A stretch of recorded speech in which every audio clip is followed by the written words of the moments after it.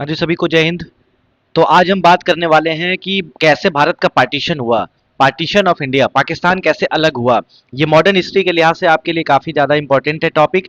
और modern history छोड़ा जाए तो देखा जाए तो हमारे जीवन में भी काफ़ी इंपॉर्टेंट है। सही बात पता नहीं चल पाती है और सही बात हम जानते भी नहीं है। तो as a aspirant, as a teacher हमारी रिस्पॉन्सिबिलिटी होती है हम आपको सही बात बताएं। और एज ए एस्पिरेंट आपको ये बात समझना चाहिए कि इंडिया और पाकिस्तान अलग कैसे हुआ। व्हाट्सएप यूनिवर्सिटी से जो भी कहानी आप पढ़ते हैं उसको फिलहाल फिलहाल छोड़ करके आपको इस तरफ आना चाहिए कि बात एक्चुअल होत क्या कर रही थी, प्रॉब्लम आई कहां से। ठीक है, इस आजादी का मतलब क्या था। वो आजादी इस तरह का ब्लडी पार्टीशन था जिसके लिए फैज अहमद फैज को एक कविता लिखनी पड़ गई सुबह आजादी के नाम से। ये दाग दाग उजला, ये सब गजीरा शहर, वो इंतजार जिसका वो ये शहर नहीं। हम इस शहर का इंतजार नहीं कर रहे थे भाई। हमको ये शहर नहीं चाहिए था जहां पर 300 लोगों को, जो Calcutta the great war, the great Calcutta killing के नाम से जाना जाता है, जिसमें 300 लोगों को जो है काटा गया और जिंदा जला दिया गया था। वो इस तरह के हमको दंगे की जरूरत नहीं थी। इस तरह कम्युनल वायलेंस हमने जो देखा नोआखाली से लेकर वेस्ट बंगाल तक, जो कलकत्ता वायलेंस के नाम से जाना जाता है, इस तरह की आज़ादी नहीं चाहिए थी। पार्टीशन ऑफ बंगाल का पूरा, सॉरी, पार्टीशन ऑफ पाकिस्तान का पूरा कारण क्या था। क्यों पाकिस्तान को अलग करने की जरूरत पड़ी, क्यों इंडिया में ऐसी सारी चीजें हुई। इंडियन नेशनल कांग्रेस की क्या गलती थी, मुस्लिम लीग की क्या गलती थी, मोहम्मद अली जिन्ना की क्या गलती थी, इन सारी बातों को हम समझने की कोशिश करेंगे। 5-7 मिनट समय लेकर आइएगा और पेन पेपर लेकर बैठिएगा, ऐसे ही सुन लीजिएगा और सबको शेयर कर दीजिएगा। थोड़ा घर पे भी शेयर कर दीजिएगा और सबको शेयर कर दीजिएगा ताकि सब लोग जान पाए मामला हो है क्या। ठीक है, अब देखिए, 15 अगस्त 1947 ये वही समय है जब इंडिया और पाकिस्तान दोनों को क्या कर दिया गया था, डिवाइड कर दिया गया था। अब आगे कहानी समझिए, ये बैकग्राउंड कहां से शुरू होता है। देखिए, 1885 में कांग्रेस की स्थापना होती है, एकदम ध्यान से समझते चलिएगा। 1885 में कांग्रेस बन जाता है और कांग्रेस बनने के बाद कांग्रेस की पूरी कहानी शुरू हो जाती है। अभी महात्मा गांधी जी मार्केट में नहीं आए हैं। महात्मा गांधी जो है 1915 में मार्केट में आते हैं, मतलब 1915 में इस तरह के इंडिया में जो भी सत्याग्रह करना होता है, जो भी रिवोल्ट करना होता है अंग्रेजों को भगाने के खिलाफ, यानी वो 1916 के बीएचयू में जाना हो गया। 1916 के बीएचयू में जाने की बात हो गई, या 1917 में चंपारण की बात हो गई, या उसके बाद खेड़ा खेड़ा की बात हो गई, अहमदाबाद मिल स्ट्राइक की बात हो गई, असहयोग आंदोलन यानी नॉन कॉपरेशन मूवमेंट की बात हो गई। सारी बातों को हम समझेंगे महात्मा गांधी के आने के बाद। ये समय है सर 1905 का और ये मॉडरेट फेज चल रहा था। मॉडरेट फेज चल रहा था और इस समय सबसे ज्यादा पावरफुल नेता में आते थे, क्या नाम था उनका, दादा भाई नौरोजी, गोपाल कृष्ण गोखले। ये सारे लोग जो है दिग्गज नेता में आते थे। मॉडरेट मतलब होता है एक नरम दल का फेज चल रहा था। ठीक है, 1905 में हमारे इस समय वायसराय थे लॉर्ड कर्जन जी। लॉर्ड कर्जन जी क्या करते हैं, बंगाल का पार्टीशन कर देते हैं। ये पूरा बंगाल एक हुआ करता था, बंगाल को बीच में से तोड़ दिया गया। देखिए, एकदम इंटरनेशनल रिलेशन का नियम है कि भैया जिसको भी आप हराना चाहते हैं, सामने वाला बंदा है जो बहुत ज्यादा पावरफुल है, इसको हराना चाहते हैं तो क्या करिए, आप इसको तोड़ दीजिए पूरी तरह से। जब तोड़ देंगे तो आप अपने आप कमजोर हो जाएगा और कमजोर हो जाएगा तो अपने आप हार जाएगा। तो यही कहानी जो है लॉर्ड कर्जन ने किया था। लॉर्ड कर्जन ने बताया, जब पार्टीशन कर दिया तो कारण बताया कि बंगाल बहुत बड़ा हो चुका था और इसको अच्छे से गवर्न करने के लिए हमको दो भाग में तोड़ना पड़ा। लेकिन बात कुछ और थी। बात ये थी कि भैया वेस्ट बंगाल और ईस्ट बंगाल को अलग करना था। वेस्ट बंगाल जो था हिंदू मेजोरिटी एरिया रख दिया गया, और ईस्ट बंगाल जो था वो कौन सा मेजोरिटी था, मुस्लिम मेजोरिटी एरिया रखा था। तो ये न्यू जो है कहाँ से पड़ी थी, ये फाउंडेशन रखने का काम 1905 में बंगाल पार्टीशन के समय किया गया था। बंगाल पार्टीशन हो गया लॉर्ड कर्जन के समय से, और उसके बाद से 1906 में कांग्रेस का सेशन होता है जिसमें अध्यक्ष बनाए गए जो दादा भाई नौरोजी। और यहाँ पर स्वराज जो है शब्द पारित किया जाता है। स्वराज हो गया, स्वदेशी हो गया। एंटी पार्टीशन मूवमेंट जो है हर जगह हम चलाते हैं। हम हर जगह क्या चलाते हैं, एंटी पार्टीशन मूवमेंट चलाते हैं। राखी भी बांधी जाती है, एकता पर बल दिया जाता है, यूनिटी पर बल दिया जाता है। ये सारी कहानी हमने करी। ठीक है, उसके बाद धीरे धीरे जब 1912 आता है, 1912 में हमने क्या 1912 में दिल्ली दरबार 1911 में होने के बाद से 1912 में पार्टीशन ऑफ बंगाल को क्या कर दिया गया था, खत्म कर दिया गया था। West Bengal Hindu majority area हो गया था, East Bengal Muslim majority area हो गया था। और इसका एम क्या था, रिफ्ट करना था दो कम्युनिटीज के बीच में, हैम्पर करना था यूनिटी और नेशनलिज्म इन द कंट्री। यानी मुस्लिम को हिंदू को अलग करने की जो रिफ्ट की शुरुआत कहाँ से हुई थी, बंगाल पार्टीशन से हुई थी। तो ये बात आपको समझ में आ गई। यानी रिलीजन के बेसिस पे डिवाइड और रूल की पॉलिसी अंग्रेजों ने यहाँ पर शुरू करा। यानी बोला कि इसको पूरा कमजोर कर देंगे। अगर ये मामला हमारे पास आ जाएगा तो ये फिर कुछ कांग्रेस कुछ भी नहीं कर पाएगी। ये बात समझिएगा। तो इंडिया का रिएक्शन क्या था, इंडिया ने हर जगह जो है एंटी पार्टीशन मूवमेंट को जोरदार तरीके से किया। अब मुस्लिम खुश हो रहे थे। मुस्लिम खुश हो रहे थे। अब मुस्लिम क्यों खुश हो रहे थे, इसके पीछे की कहानी मैं आपको समझाता हूँ। हिंदू मेजोरिटी एरिया था, वेस्ट बंगाल कर दिया गया। ईस्ट बंगाल को जो है आपका मुस्लिम मेजोरिटी एरिया कर दिया गया। यहाँ पर हिंदुओं को लगता था ये मदरलैंड के खिलाफ हमारा एक इंसल्ट हो रहा है।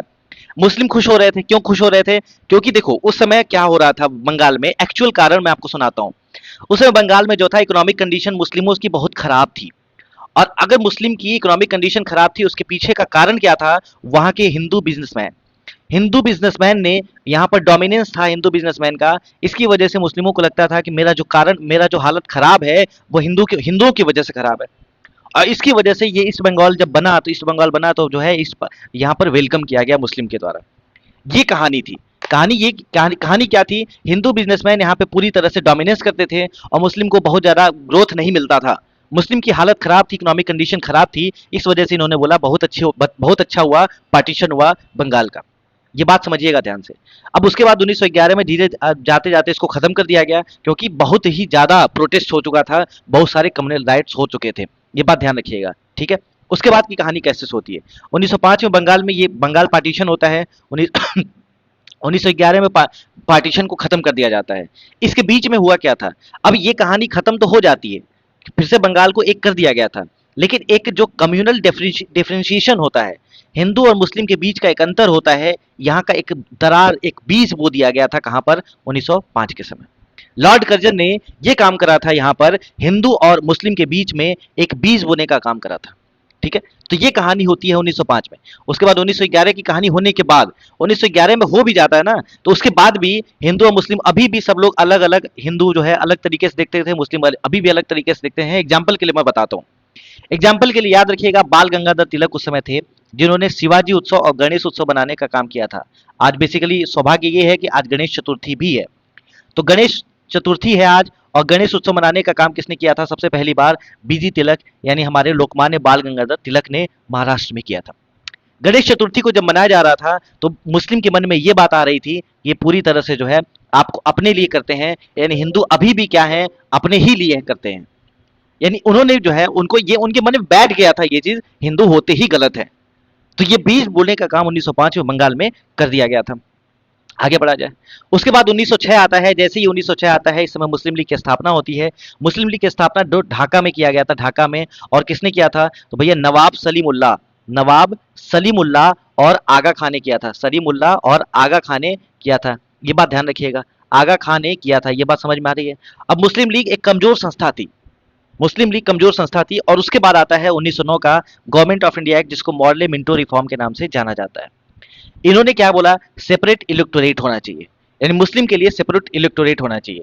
मुस्लिम लीग अभी बनी रही थी, एक छोटा सा पौधा था। इसको बढ़ाने का काम, पानी देने का काम, एनर्जी देने का काम, सींचने का काम किसने किया था? तो सींचने का काम जो है भाई किसने किया था? मॉर्ले मिंटो रिफॉर्म ने किया था। देखो गलतियां कहाँ कहाँ कहाँ हो रही हैं। पहली बात तो बंगाल पार्टीशन हुआ। उसके बाद जो है 1906 मुस्लिम लीग बना। उसके बाद मॉर्ले मिंटो रिफॉर्म ने इनको आगे बढ़ाने का काम किया, यानी सेपरेट इलेक्टोरेट। अभी भी अंग्रेजों का मकसद यही था कि किसी भी तरह से मुस्लिम और हिंदू को अलग करना है, एक रिफ्ट डालना है, कमजोर करना है। कड़ी को पूरी तरह कमजोर कर दीजिए, दुश्मन अपने आप कमजोर हो जाएगा। ये सारी कहानी होने के बाद, सारी कहानी हो भी गई थी, उसके बाद भी देखिए क्या होता है। उसके बाद जब सेपरेट इलेक्टोरेट आ जाता है 1909 में मॉर्ले मिंटो रिफॉर्म में, और मॉर्ले मिंटो रिफॉर्म में जब आता है, तो मुस्लिम लीग ने पूरी तरह से सेपरेट इलेक्टोरेट को सपोर्ट किया था। इंडियन नेशनल कांग्रेस कभी नहीं चाहती थी कि भाई सेपरेट इलेक्टोरेट इंडिया में आए, क्योंकि इंडियन नेशनल कांग्रेस और मुस्लिम लीग अब धीरे धीरे जो है विवाद बढ़ता चला गया। इंडियन नेशनल कांग्रेस और मुस्लिम लीग के बीच में विवाद बढ़ता हुआ चला गया, और जब विवाद बढ़ता चला गया, तो उसके बाद इंडियन नेशनल कांग्रेस को ये लगने लगा कि भाई मुस्लिम लीग इस तरह से जो कहानी चल रही है, अगर ऐसा होता रहा तो दिक्कत हमारे लिए हो सकती है, दिक्कत हो सकती है। तो उसके बाद देखिए, एक ऐसी गलती करी गई थी जो इतिहास में कभी भी दोहराया नहीं जा सकता। एक ऐसी गलती करी गई थी जो इस इतिहास में, अगर कोई बोले कि तुम जाकर सही करो, तो मैं बोलूंगा लखनऊ पैक्ट को सही कर दीजिए। एक ऐसी गलती करी गई थी जो पूरी तरह से जो है एकदम, ऐसे कहा जाए कि एक ऐसी गलती हुई थी ना, जिसको आप कभी भी जाके पलट के सही करना संभव नहीं है। लखनऊ पैक्ट एक सबसे बड़ी गलती थी। लखनऊ पैक्ट, फिर बता रहा हूं, सबसे बड़ी गलती थी लखनऊ पैक्ट। और लखनऊ पैक्ट में जो भी चीजें हुई, एक ऐसी गलती जिसको इतिहास बदलना मुश्किल है, ये ऐसी गलती थी लखनऊ पैक्ट। 1916 का समय आता है। ये कब की बात है? 1909 की बात है। 1909 के बाद ये कहानी चलती है, और 1916 का समय आता है, 1916 का समय आता है। 1960 में लखनऊ सेशन होता है कांग्रेस का। इस समय अध्यक्ष बनाए गए थे अंबिका चरण मजूमदार। यहाँ पर मॉडरेट और एक्सट्रीमिस्ट एक साथ आ गए थे, जो 1907 में अलग हुए थे, सूरत स्प्लिट के नाम से हमने बात करी थी। यहाँ पर इंडियन नेशनल कांग्रेस को ये लगने लगा कि मुस्लिम लीग अगर सेपरेट इलेक्टोरेट चाहेगी और अगर हमारा ये कहानी चलेगा कि हम दोनों लड़ाई करेंगे, आगे नहीं बढ़ पाएंगे। इंडियन नेशनल कांग्रेस और मुस्लिम लीग एक साथ आते हैं, लखनऊ पैक्ट होता है, साइन होता है। इसमें जो है कांग्रेस ने सबसे बड़ी गलती क्या करी, मुस्लिम लीग को पावर दे दिया इंडियन पॉलिटिक्स में। दूसरी बात, कम्युनलिज्म को जो है यहाँ पर क्या कर दिया, unavoidable part of Indian politics मान लिया कि भैया ठीक है सेपरेट इलेक्टोरेट चाहिए, हम आपको सेपरेट इलेक्टोरेट देते हैं। देखो, एक छोटा सा बच्चा, जैसी बात है कि मान लो एक बड़ा आदमी है, एक बड़ा आदमी है तो उसके पास अगर एक छोटा सा फोन भी रहेगा ना, नोकिया 1100 भी रहेगा, तो वो नोकिया 1100 उसके लिए, और जब दुनिया देखेगी तो वो बहुत वैल्यू क्रिएट करेगा। इंडियन नेशनल कांग्रेस उस समय की सबसे बड़ी संस्था हुआ करती थी। मुस्लिम लीग एक छोटा सा बच्चा था और बड़ा हो चुका था। यहाँ पे हमने देखो एक छोटा सा पेड़ डाला था और यहाँ पर एक बड़ा पेड़ डाला है। क्यों? क्योंकि इंडियन नेशनल कांग्रेस ने मुस्लिम लीग के सामने घुटने टेक दिए। अगर ये घुटने नहीं टेके होते तो मुस्लिम लीग अभी भी कमजोर होती और कहानी कुछ और हो सकती थी। तो ये बात कम्युनलिज्म की बात, सेपरेट इलेक्टोरेट की बात कांग्रेस ने मानकर इंडियन नेशनल कांग्रेस के सामने हार मानी और मुस्लिम लीग को, सॉरी इंडियन नेशनल कांग्रेस कह रहा हूँ, मुस्लिम लीग के सामने हार मानी, और मुस्लिम लीग के सामने हार मानने के बाद मुस्लिम लीग आज के समय सबसे बड़ी पार्टी हो चुकी थी। ये बात ध्यान रखिएगा। उसके बाद की कहानी कैसे चलती है कि 1916 का कहानी खत्म होता है, फिर 1919 से 1922 का एक समय आता है। एक ऐसा समय था जब हिंदू मुस्लिम यूनिटी के नाम से देखा जाता है। अब इसके पीछे की कहानी क्या थी? इस समय खिलाफत मूवमेंट शुरू हुआ था, इसी समय नॉन कॉपरेशन मूवमेंट भी शुरू हुआ था, और एक ऐसा समय था जब हिंदू मुस्लिम एक साथ लड़ाई करते थे अंग्रेजों के खिलाफ। इसीलिए मोहम्मद अली जिन्ना को जो है सरोजिनी नायडू ने क्या बोला, father of Hindu Muslim unity बोला। उसके बाद की कहानी कैसे होती है, खिलाफत मूवमेंट और नॉन कॉपरेशन मूवमेंट चल रहा था, और 4 फरवरी 1922, 4 या 5 फरवरी 1922 को चौरी चौरा एक इंसिडेंट होता है। यहाँ पर पुलिस चौकी को जला दिया गया, और जब चौरी चौरा इंसिडेंट होता है तो उसके बाद नॉन कॉपरेशन मूवमेंट को महात्मा गांधी जी ने क्या कर दिया, रोक दिया। जब महात्मा गांधी ने रोक दिया, वहां से फिर मुस्लिम लीग में एक रिफ्ट आना शुरू हुआ और मुस्लिम लीग फिर अलग होने की बात शुरू करी। और ये इतनी कहानी नहीं थी। 1923 से 27 तक आते आते 88 कम्युनल राइट्स हो चुके थे। हर जगह जो है कम्युनल राइट्स किए जाते थे, हर जगह दंगे किया जाते थे। इतना डिसइल्यूजन्ड और फ्रस्ट्रेटेड सब लोग महसूस करते थे। उसके बाद की कहानी जैसे 1927 आता है, यानी हिंदू मुस्लिम पूरी तरह से अलग हो रहे थे, और उसके बाद एक समय आता है 1930, और 1930 में एक क्या हुआ, टू नेशन थ्योरी जो है मुस्लिम लीग ने दे दिया। मुस्लिम लीग ने 1930 में टू नेशन थ्योरी दे दिया, क्योंकि ये पावरफुल हो चुका था। टू नेशन थ्योरी का मतलब होता है कि भैया पाकिस्तान अलग होना चाहिए और इंडिया अलग होना चाहिए, मतलब मुस्लिम अलग होने चाहिए, हिंदू अलग होने चाहिए। और इतना ही नहीं, 1933 में क्या होता है, 1933 में यहाँ पर 1933 का टाइमलाइन अगर लिखना चाहें तो आप लिख सकते हैं, चौधरी रहमत अली, चौधरी रहमत अली ने क्या कर दिया, चौधरी रहमत अली ने पाकिस्तान शब्द दे दिया। पाकिस्तान शब्द देने वाले ऑक्सफोर्ड यूनिवर्सिटी के छात्र चौधरी रहमत अली जी थे। यहाँ पर टू नेशन थ्योरी 1930 में पहली बार जो है सामने आता है, और टू नेशन थ्योरी आने के बाद पाकिस्तान शब्द 1933 में आ जाता है। उसके बाद 1937 में होता है प्रोविंशियल इलेक्शन। अब थोड़ा ध्यान से समझिएगा, प्रोविंशियल इलेक्शन होता है और सबसे ज़्यादा सीट किसको मिलती है, कांग्रेस को, क्योंकि कांग्रेस बड़ी संस्था थी। कांग्रेस एक बहुत बड़ी संस्था थी, और मुस्लिम लीग को कुछ नहीं मिलता है और कांग्रेस को बहुत सारा सीट मिलता है। मुस्लिम लीग पूरी तरह से यहाँ हार चुकी थी, यानी जो भी मुस्लिम थे वो अभी भी कांग्रेस को सपोर्ट करते थे। यानी अभी भी कौन पावरफुल था, कांग्रेस पावरफुल थी। ये बात ध्यान रखिएगा। यानी 25% सीट केवल मुस्लिम लीग को मिली थी, बाकी सारी चीजें जो है कांग्रेस के पास थी। इसका मतलब है कि जितने मुस्लिम थे वो भी सपोर्ट करते थे किसको, वो भी सपोर्ट करते थे किसको, तो वो भी कांग्रेस को सपोर्ट करते थे। उसके बाद की कहानी 1940 में आते आते बदल जाती है, और 1940 में मोहम्मद अली जिन्ना ने लाहौर रिजोल्यूशन पास करके पाकिस्तान रिजोल्यूशन के पास कर देते हैं। यहाँ से पाकिस्तान की मांग पूरी तरह से शुरू हो जाती है। Separate homeland for Muslim of British India की बात यहाँ पर शुरू हो जाती है। ये बात ध्यान रखिएगा। यानी ये कहानी धीरे धीरे चल रही थी, धीरे धीरे बीज बोया जा रहा था। और उसके बाद की कहानी कैसे होती है, उसके बाद जो है फिर इलेक्शन होते हैं 1945 में। तो यहाँ पर सारा जो है 1945 के इलेक्शन में मुस्लिम लीग को भी अच्छा खासा मिलता है। 1937 में जहां पर इनके पास, अच्छा 1900, एक बात और समझिएगा, यहाँ पर 1937 में कांग्रेस को सबसे ज्यादा सीट मिली थी, और उसके बाद 1945 का इलेक्शन होना था। 1945 के इलेक्शन के बीच में मुस्लिम लीग को पूरी तरह से जो एक समय मिल गया था, वो बोलते थे मुस्लिमों को जाकर, मुस्लिमों को भड़काने का काम, प्रोवोक करने का काम, कि भैया कांग्रेस है तो राज में, कांग्रेस है तो राज में, लेकिन आपको फायदा है क्या, कांग्रेस है तो क्या आपको फायदा है, नहीं है फायदा आपको, मुस्लिम लीग को, मुस्लिमों को फायदा नहीं है। और ये सब कहानी 1937 से वो 40 तक आते आते, 45 तक आते आते पूरी तरह से कांग्रेस के खिलाफ एक डिसकंटेंटमेंट की भावना, एक असंतुष्टि की भावना जो है मुस्लिम लीग ने भर दिया था। और उसी का रिजल्ट देखने को मिला। मुस्लिम लीग को 1945 में सीट्स ज़्यादा मिलती हैं, ऑलमोस्ट रिजर्व प्रोविंशियल सीट जो भी था मुस्लिमों के लिए, उस पर तो इलेक्शन ये जीत जाते हैं। ये बात समझ में आ रही है। और मुस्लिम लीग यहाँ पर जीत गई और इंडियन नेशनल कांग्रेस जो है थोड़ा कमजोर हो रही थी, यानी किस इलेक्शन में, 1945 के इलेक्शन में। उसके बाद की कहानी कैसे शुरू होती है, उसके बाद जो है बहुत सारे दंगे होते हैं, बहुत सारी चीज़ें होती हैं, और उसके बाद से जब इस तरह से मुस्लिम लीग अलग होने लगा, इंडियन नेशनल कांग्रेस अलग अलग होने लगा, तो अब बात आती है ट्रांसफर ऑफ पावर की। ट्रांसफर ऑफ पावर की बात आती है तो वहाँ पर ब्रिटेन ने बोला कि अब हम पावर ट्रांसफर कर देंगे। तो किसको करेंगे, इंडियन नेशनल कांग्रेस को करेंगे या मुस्लिम लीग को करेंगे, सबसे बड़ा सवाल तो ये था। तो उसके लिए सबसे पहला स्टेप किया जाता है क्रिप्स मिशन। सबसे पहली बार आता है क्रिप्स मिशन भारत, उसके बाद वेबल प्लान भारत आता है, उसके बाद कैबिनेट मिशन प्लान भारत आता है। और पूरी तरह से ये फेल हो जाता है। क्यों? क्योंकि इंडियन नेशनल कांग्रेस और मुस्लिम लीग के बीच में विवाद होता था। इंडियन नेशनल कांग्रेस जो चाहती थी वो मुस्लिम लीग नहीं चाहती थी, और मुस्लिम लीग जो चाहती थी वो इंडियन नेशनल कांग्रेस नहीं चाहता था। इसके बीच विवाद होता गया और ये तीनों क्रिप्स मिशन हो, वेबल प्लान हो या कैबिनेट मिशन हो, पूरी तरह से फेल हो जाता है। और जब पूरी तरह से फेल हो जाता है और उसी समय 16 अगस्त 1946 को डायरेक्ट एक्शन डे मनाने का काम मुस्लिम लीग ने कर दिया। और कम्युनल राइट्स होते गए, मैंने बोला द ग्रेट कलकत्ता किलिंग के नाम से, द ग्रेट कलकत्ता किलिंग के नाम से इसको जाना जाता है। और 1 लाख लोग जो है एक एक जगह इकट्ठा होते हैं सारे मुस्लिम, और वो पूरी तरह से एक कलकत्ता के शहर को शमशान घाट बना देते हैं। कलकत्ता का एक ऐसा शहर जो सबसे ज़्यादा इंपॉर्टेंट था, कलकत्ता का एक ऐसा शहर जो सबसे ज़्यादा इंपॉर्टेंट था, मुस्लिम लीग ने जब डायरेक्ट एक्शन के दिन पूरी तरह से शमशान घाट में उसको तब्दील कर दिया था। यानी इतने ज़्यादा राइट्स होते हैं, इतना ज़्यादा राइट्स होते हैं कि अब ऐसा हो गया था कि भाई पाकिस्तान बनना ही चाहिए। ऐसा एक एक मिल था, उस मिल में मजदूरों को जो है 300 मजदूर काम करते थे। 300 मजदूर में से कुछ को काट दिया गया जिंदा और कुछ को जिंदा जला दिया गया था। इस तरह का जब कम्युनल राइट्स हो रहा था, नोआखाली में महात्मा गांधी जी जाते हैं और चीज़ों को शांत करने की कोशिश करते हैं। उसके बाद जो है माउंटबेटन साहब को भेजा जाता है। माउंटबेटन साहब को भेजा जाता है और बोलते हैं माउंटबेटन साहब को ले जाके वेबल को जो हटा दिया जाता है। वेबल इस समय वायसराय थे। वेबल को हटाने के बाद माउंटबेटन को वायसराय बना के भेजा जाता है। और माउंटबेटन आते हैं तो 2 जून या 3 जून का प्लान लेकर आते हैं, जो जून 1948 में, मतलब ये कहते हैं कि जून 1948 तक हम पूरी तरह से आज़ाद कर देंगे, और ये माउंटबेटन प्लान के नाम से जाना जाता है।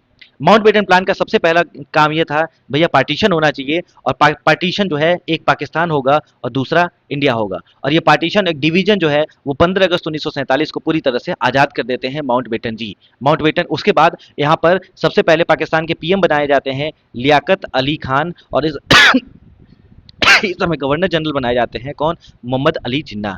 और यहाँ पर कौन बनाए जाते हैं गवर्नर जनरल, माउंटबेटन अभी भी थे तो हमने बोला कि गवर्नर जनरल अभी आप ही रहिए। बाद में उसके बाद किसको बना दिया गया, बाद में सी राजगोपालाचारी को बना दिया गया, और माउंटबेटन यहाँ से वापस चले जाते हैं। तो ये बेसिक कहानी जो रही है आपकी, किसकी रही है, in partition of India. India partition ऐसे हुआ था। इस तरह का जब ब्लडी पार्टीशन होता है तो लोगों को लग जाता है कि अब भगत सिंह इसीलिए फांसी पर चढ़े, क्या चंद्रशेखर आजाद ने अपने लिए कुछ नहीं करा, लोगों के लिए क्या इस दिन के लिए करा था, क्या इस दिन के लिए करा था, क्या जो भी चीजें हुई, जो भी लोग आए, चाहे प्रीति लता वाडेकर हो या सुनीति चौधरी हो, शांति घोष हो, सूर्य सेन हो, या फिर आप विनायक दामोदर सावरकर की बात कर लें, या अनंत लक्ष्मण कन्हरी की बात कर लें, या अशफाक उल्ला खां की बात कर लें, राम प्रसाद बिस्मिल की बात कर लें, क्या उन्होंने इसलिए लड़ी थी? सबसे बड़ा सवाल ये था, आज़ादी तो मिली, लेकिन एक ऐसी आज़ादी मिली जिसमें बहुत बड़ा ब्लडी पार्टीशन था। इतना ज़्यादा लोगों को मारा गया था, इतना ज़्यादा हिंदुओं को कत्लेआम किया गया था, जो एकदम से माउंटबेटन नहीं, कोई भी चाहेगा कि अब पाकिस्तान अलग हो जाए तो ज़्यादा अच्छा है। पाकिस्तान अलग हो गया, और पाकिस्तान अलग होने के बाद मैं आपको एक चीज़ और दिखाता हूँ यहाँ पर, एक इमेज, सॉरी, एक मिनट। यहाँ पर जैसे मान लीजिए ये है, ये पूरा पाकिस्तान का एरिया था, पाकिस्तान को अलग कर दिया गया, और यहाँ पर भी एक एरिया पाकिस्तान का था जिसको बाद में 1971 में बांग्लादेश बना दिया गया था। और ये शिमला कॉन्फ्रेंस होता है, शिमला समझौता होता है, ये बात ध्यान रखिएगा। और उसके बाद प्रिंसली स्टेट को बोला गया कि आप जिसमें चाहें वैसे रह सकते हैं, तो जूनागढ़, हैदराबाद और जम्मू कश्मीर का विलय बाद में कर लिया गया। हैदराबाद को ऑपरेशन पोलो से किया गया था, जूनागढ़ को प्लेबिसाइड से किया गया था, और जम्मू कश्मीर में राजा हरि सिंह ने जो है इंस्ट्रूमेंट ऑफ एक्सेशन जो है साइन कर दिया था। तब जब पाकिस्तान ने यहाँ पर अटैक कर दिया कि अब हमारा जम्मू कश्मीर होना चाहिए, तो पाकिस्तान जहाँ तक आ गई उसको क्या बोला गया, पाकिस्तान ऑक्यूपाइड कश्मीर बोला गया, और जहाँ तक हमने बचा लिया वो अभी भी कश्मीर के नाम से जाना जाता है। तो ये रहा पूरा कहानी आपका पार्टीशन ऑफ इंडिया से रिलेटेड, और इंडिया और पाकिस्तान कैसे बना, इसके बारे में मैंने आपको थोड़ा एक ओवरव्यू दिया है, सही बात बताई है। 1916 से पहले 1905 में बीज बोया गया, 1906 में मुस्लिम लीग बनती है, उसके बाद 1916 तक उसको पावर दे दिया जाता है कांग्रेस की तरफ से ही, उसके बाद 1930 में टू नेशन थ्योरी आती है, 1940 में लाहौर रिजोल्यूशन पास किया जाता है, 1937 का इलेक्शन जो होता है उसमें मुस्लिम लीग को सीट नहीं मिलती है, लेकिन 1945 तक ये मामला इतना ज़्यादा भड़का दिया जाता है कि पूरी तरह से मुस्लिम फिर भी मुस्लिम लीग के सपोर्ट में यहाँ पर 1945 तक आ जाते हैं। यानी पूरी पावर इस समय मुस्लिम लीग के हाथ में रहती है, और मुस्लिम लीग के हाथ में पूरी पावर जब रहती है, अब जिसके पास पावर होता है वो कुछ भी कराने का दम रखता है, और इसी वजह से जो है पार्टीशन हो जाता है, क्योंकि कम्युनल राइट्स बहुत ज़्यादा हो चुके थे, बर्दाश्त के बाहर सारी चीज़ें हो चुकी थी। तो ये है बेसिक कहानी, ये है आज़ादी की पूरी कहानी। आज़ादी को इस तरह आप समझेंगे नहीं तो आप नहीं जान पाएंगे कि मामला हुआ क्या था। आज़ादी तो ठीक है, गांधी जी को गलत बोलना भी ठीक है, सुभाष चंद्र बोस को भी गलत बोलना ठीक है। आप कहते हैं सुभाष चंद्र बोस और गांधी जी के बीच विवाद होता है, वो बात ठीक है। आप नहीं समझ पाते हैं चीजों को। आप अगर समझेंगे तो सुभाष चंद्र बोस ने ही गांधी जी को फादर ऑफ द नेशन उन्होंने कहा था, अगर विवाद होता है तो फादर ऑफ द नेशन क्यों कहा था। ठीक है, तो ये बेसिक कहानी है। हम अलग अलग टॉपिक पे अलग अलग बात करेंगे। जब इंडियन नेशनल आर्मी आपको पढ़ाएंगे, आजाद हिंद फौज पढ़ाएंगे, फॉरवर्ड ब्लॉक बताएंगे, तो आपको उस समय सुभाष चंद्र बोस की भी कहानी सुनाएंगे। ठीक है, मिलते हैं अगले वीडियो में। तब तक थोड़ा आप भी सोचिएगा, और अगर अच्छा लगेगा तो कमेंट सेक्शन में लिख के बताइएगा ये पार्टीशन की कहानी आपको समझ में आई कि नहीं आई। मिलते हैं अगले वीडियो में, तब तक अपना ख्याल रखिए, खुश रहिए। जय हिंद, जय भारत, नमस्कार।